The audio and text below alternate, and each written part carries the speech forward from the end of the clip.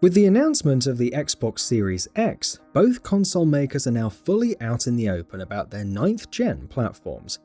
The Xbox Series X and PS5 will both launch during the next holiday season. We expect a generational leap in graphics as well. This means that new high-end techniques will be deployed to create environments that are more realistic that we've never seen before on consoles. Going into 2020, let's have a look at some of the new graphics features we're likely to encounter in the 9th gen. Photogrammetry. Since its early use in titles like The Vanishing of Ethan Carter, photogrammetry has played an increasing role in material rendering pipelines. The best recent example of this technique is Battlefront 2.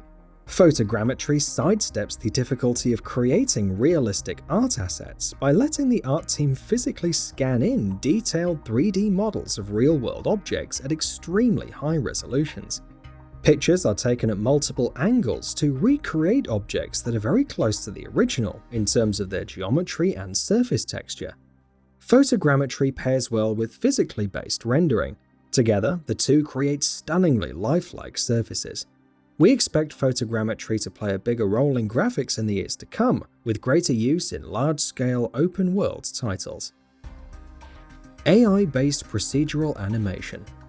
In 2008, Rockstar redefined what we thought was possible in terms of character animation by deploying the Euphoria middleware in GTA 4. Euphoria used advanced-for-the-time artificial intelligence to create dynamic animations depending on the player's actions. In more recent times, The Last of Us 2 developers Naughty Dog used a motion matching system to create on-the-fly, perfectly blended animations for characters.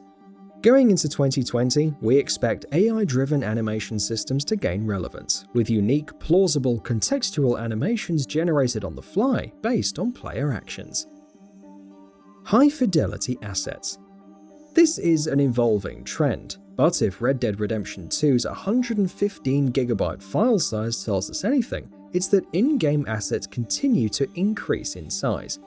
High-fidelity models and textures at 4K and beyond have resulted in game file sizes increasing exponentially, and we expect this trend to continue. As 8K monitors go mainstream, ultra-high-resolution assets will result in games that hit 300GB or even more. Large assets will make fast storage even more important too, to load them without stutter. Be ready to shell out for new high-capacity SSDs. Hybrid ray tracing in AAA games.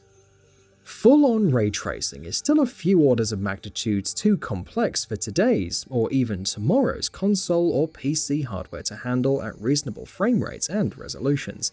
However, we expect developers to utilize the DXR code path to implement hybrid ray tracing solutions, as seen in Crytek's Neon Noir tech demo and various NVIDIA RTX titles. We'll see ray tracing gradually replace global illumination, shadow rendering systems, and enable high-quality reflections. AAA renderers will likely remain rasterized throughout the decade though.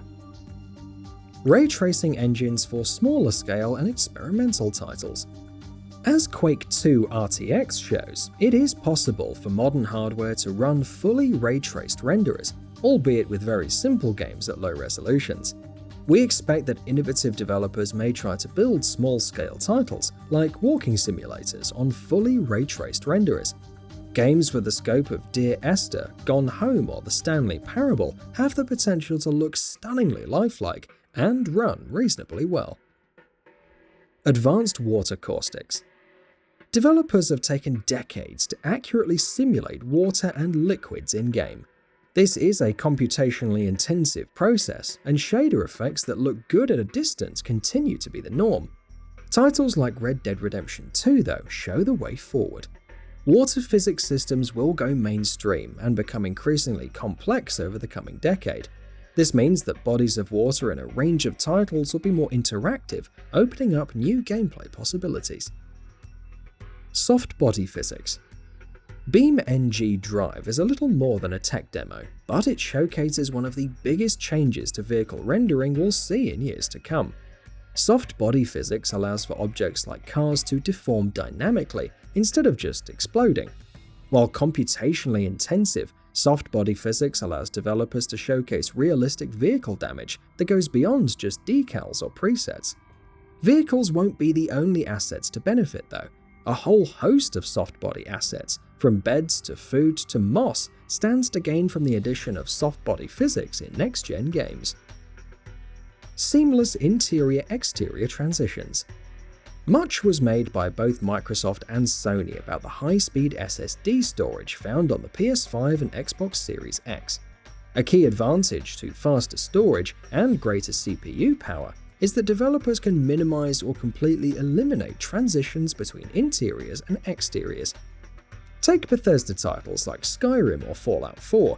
Regardless of how detailed interiors and exteriors are, the transitions between them take players out of the game. With transitions out of the picture, doors will work like they're supposed to, instead of leading to loading screens. Moreover, as foreshadowed by games, we may see an interaction between the rendering systems in interiors and exteriors, with exterior light sources illuminating interiors realistically. Higher resolutions. By this point, 4K TVs at least have become standard. Most major manufacturers offer 4K sets in their budget range now. The PS4 Pro and Xbox One X were explicitly built to take advantage of 4K displays. Going into 2020, 9th-gen consoles will likely deliver 4K as the standard, much as 1080p is today. We might even see small-scale and indie titles running at 8K. Both Sony and Microsoft have promised 8K support for their platforms. While it's a stretch for 9th-gen hardware to run AAA titles at 8K, even the 2080 Ti struggles to do this. Indie titles, 2D platformers and the like will manage. Higher frame rates. The massively increased CPU power available to the Xbox Series X and PS5 mean that CPU bottlenecks will no longer prevent the consoles from hitting 60 FPS. The incredibly weak Jaguar CPUs powering the Xbox One and PS4 weren't fast enough to feed their GPUs faster than 30 FPS. This meant that even in games that weren't GPU limited like Alien Isolation, the console versions ran at 30 FPS and under. While GPU limitations of 4K will make it unlikely that all or even most titles will hit 60 next gen, it's reasonable to expect that far more 60 FPS console titles will exist than do today. The next console generation is now less than a year away. The Xbox Series X's and PS5's capabilities will determine in large part what we can expect from games until at least around 2025. Power Zen CPUs and Navi graphics have us hopeful for a genuine game-changing generational leap this time. And that wraps it up.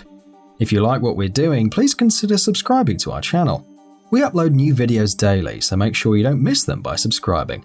We appreciate your support and we thank you for checking us out.